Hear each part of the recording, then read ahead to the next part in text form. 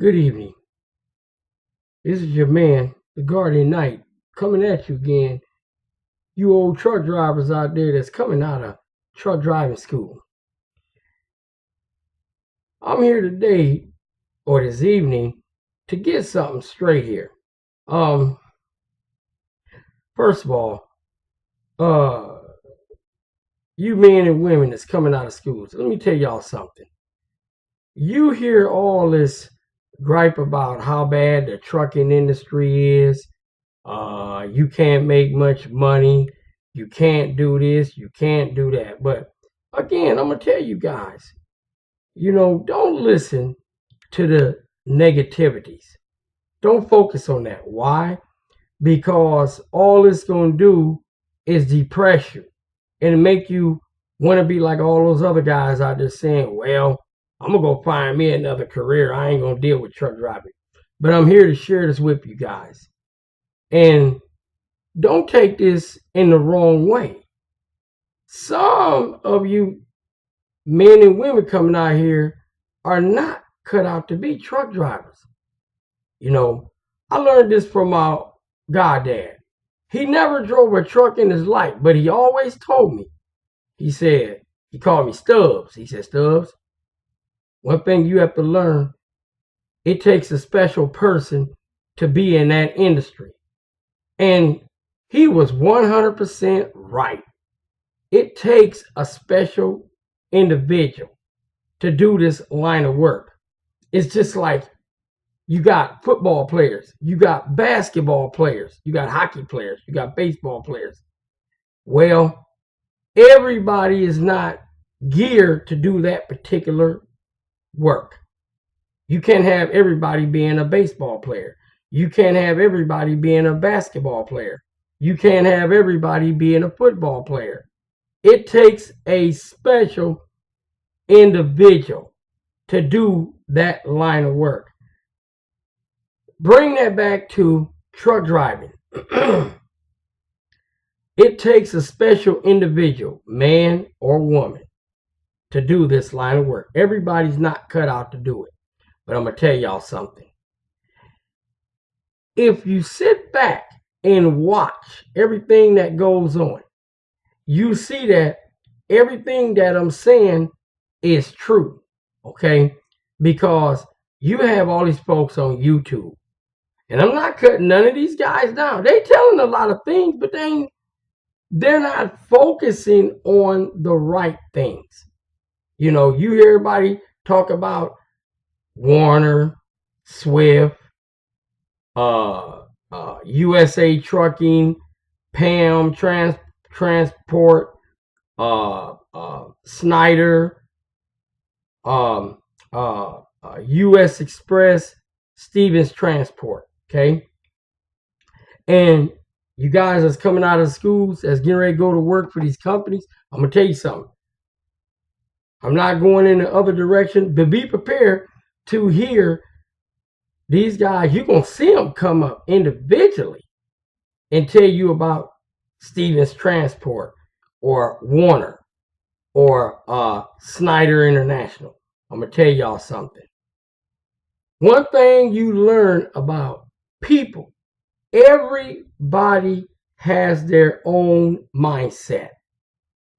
Okay? Your mindset is totally different than this person's mindset, okay?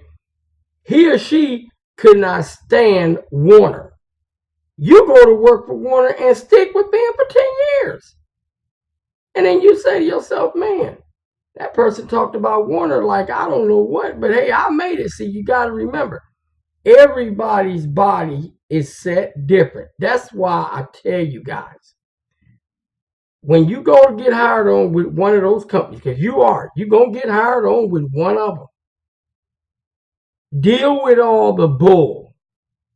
As long as they're not putting you out there in harm's way where you putting your life in danger or the next person's life in danger.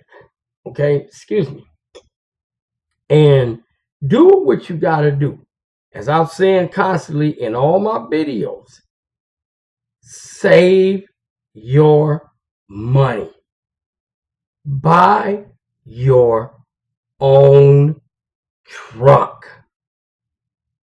Get your authority. Become your own boss. But here's the thing that I'm going to stress, and I haven't said none of my videos. I'm starting with it now, and I'm not going biblical on none of you guys. You got to remember something. If it wasn't for the grace of God, you wouldn't be where you are. And I'm going to tell you this here. Always, no matter what.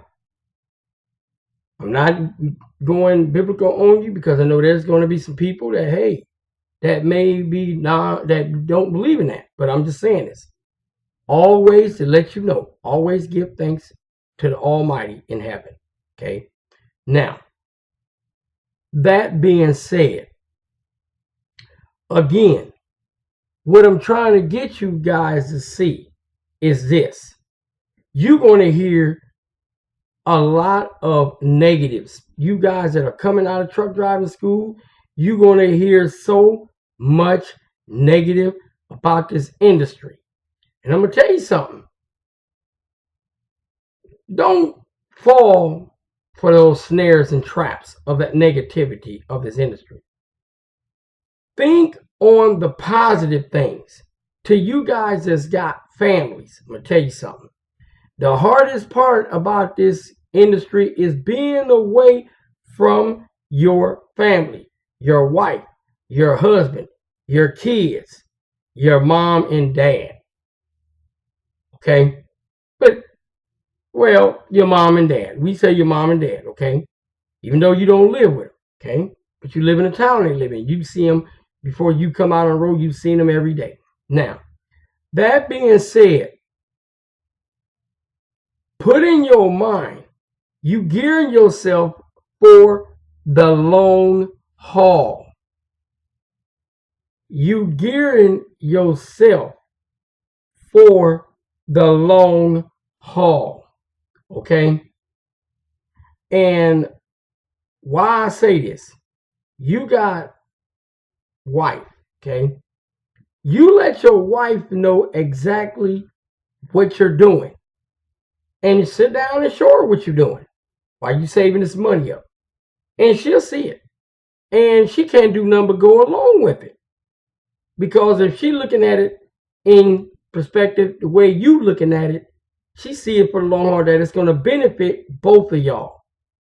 Meaning, whatever kind of work she doing, she going to have to, after that Lord's willing, you live to see that 10 years and you did what you're supposed to do. Save your money up. If your credit is bad, you can't go through a bank to get a truck.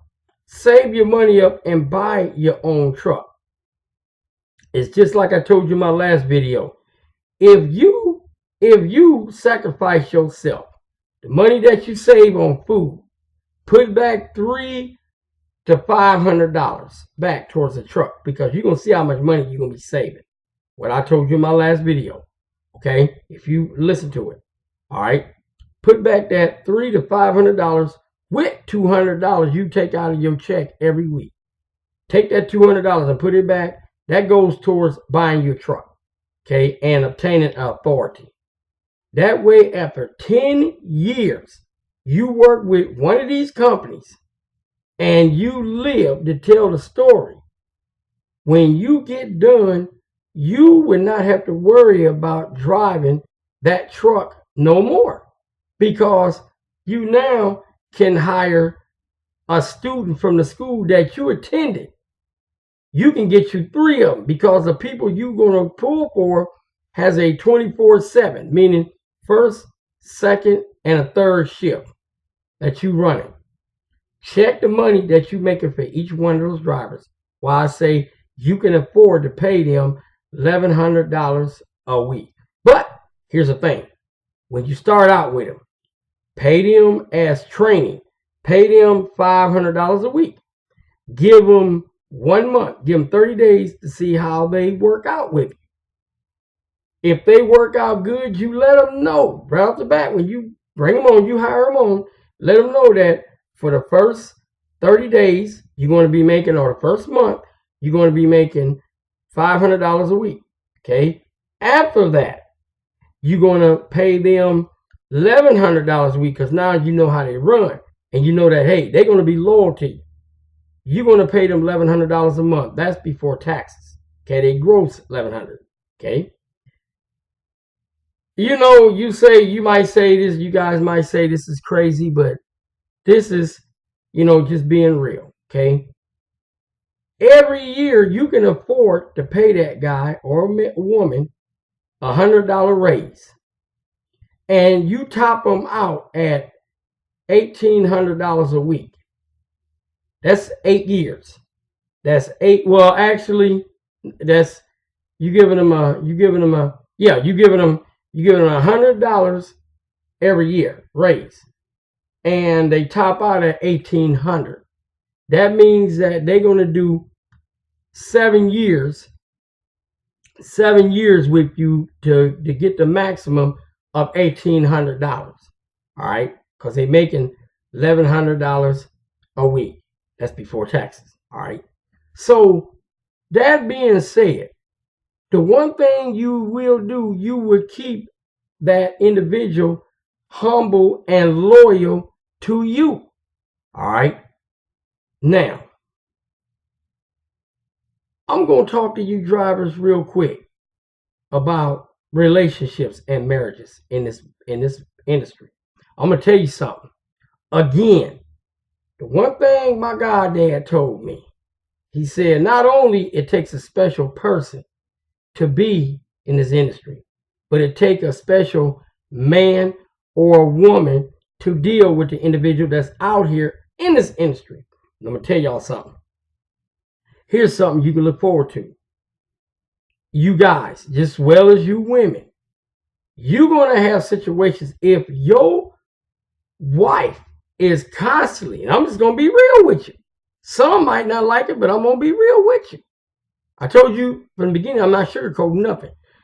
When your wife is constantly calling your company up, trying to find your whereabouts.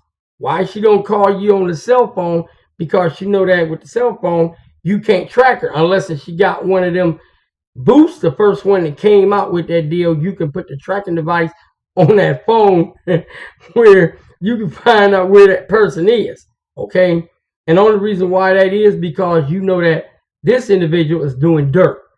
All right. Bottom line, he or she is doing dirt. They trying to find your whereabouts so they know where you are while they doing what they doing. Okay. They trying to keep you in focus so they know where you at. Now, I'm going to tell you something. I'll never forget. I worked for CalArc Trucking out of Little Rock, Arkansas. I had a dispatcher named Tony Williams. Never forget. My kid's mama probably cussed me out for saying this, but I care less. She used to call my company up constantly. My dispatcher gave me a warning. He said, Antonio, I'm going to tell you something. You need your girlfriend to quit calling so much because she's going to get you rolled up. Okay? She almost got me rolled up for her constantly calling. And I knew why. And he said the same thing. He said the exact same thing. He said, she probably doing something she ain't got no business doing. And that's how he put it. He said, I'll tell you what. I'm going to do you a favor. When she call again, I'm going to tell her you on your way out to LA. Okay? But in reality, you got a load coming to New Jersey, going to New Jersey, but you're going to repower it with another driver in your home in Fort Wayne, Indiana. Shirley B put me on a load going to Newark, New Jersey. Repowering it in Fort Wayne, another driver going to meet me there and take it on. Shirley B, like clockwork, she called. She said, could you tell me where Antonio? She said, he said, you need to call him up because right now he's en route to Los Angeles. And Shirley B, she ain't call back. Oh, she thinking I'm out and going to LA. I gets to Fort Wayne. I comes home. I got to the truck stop, met up with the driver. We swapped out loads. He gave me his empty. I got his empty. He gave me his loaded. And he went on. I went home. I got to the house. I just happened to pull up. I see this guy, two guys standing at my house. I'm like, what is these dudes doing? What's up with this? And I'm like, why is they standing here? So I rolled down my window. I asked them, hey, excuse me, what's going on here? Who y'all looking for? One guy gonna say, oh man, I'm looking for this honey that live here. I met her and she told me to come by. Her and her girlfriend was here. Now I got out the truck and I'm like, where y'all from? One guy, he tells me, well, I'm from Newark. He says I'm from Newark, but I knew he was lying because I'm gonna tell you something, and you guys gonna get used to this. When you go to Newark, if anybody you meet that's from Newark, North Jersey, they ain't gonna say North Jersey, and they ain't gonna say Newark. It's Newark. They gonna say Newark, New Jersey. That's how they say it. I knew this guy couldn't have been from Newark.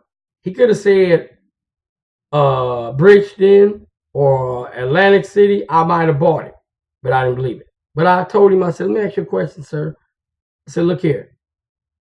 If I came to your house looking for your woman, how would you act? He said, man, I'd be pissed, man. I'd be ready to fight. I said, sir, you don't mind stepping off my step, and I appreciate you not coming back to my house.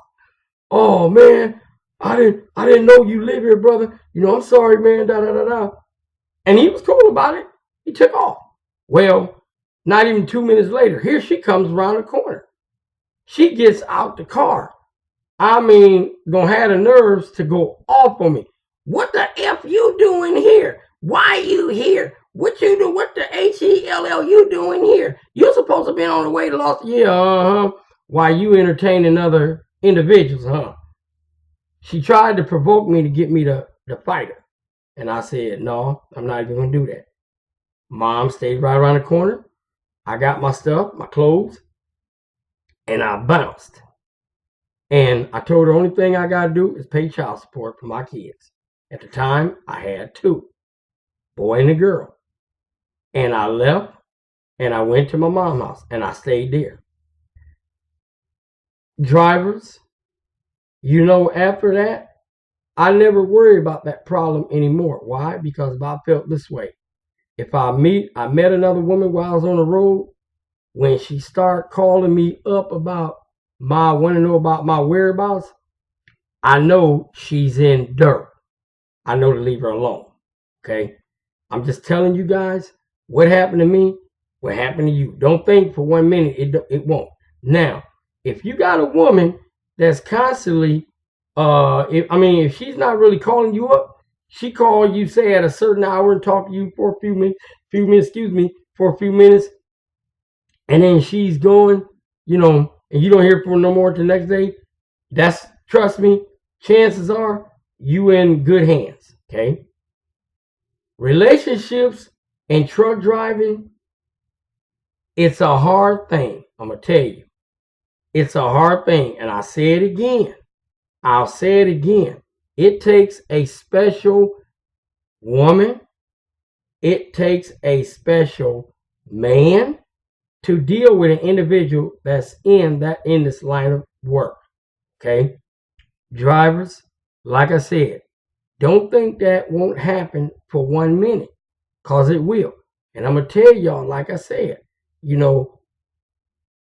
when you got in this industry, you're going to have you're going to have women that try to get with you because they're thinking you're making a lot of money.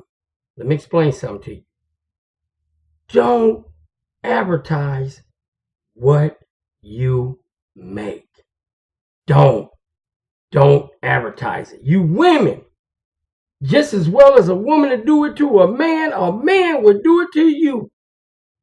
The woman that I was just telling you about, she had a trainer her boyfriend she met, he wasn't a driver. He was somebody she met in a town. They hooked up. He used her. He knew she was a truck driver. Come to find out, he was married. And she was giving him money. She was giving this man money. That's why I say, women, don't think just y'all men saying women only want to do it. A man to do the exact same thing. Don't let him fool you. All I'm telling you guys, and I call you women, I consider y'all just like the guys. Don't get fooled and don't get played. You brothers. We all brothers. White, black, Mexican, Chinese. We all brothers. And we all sisters.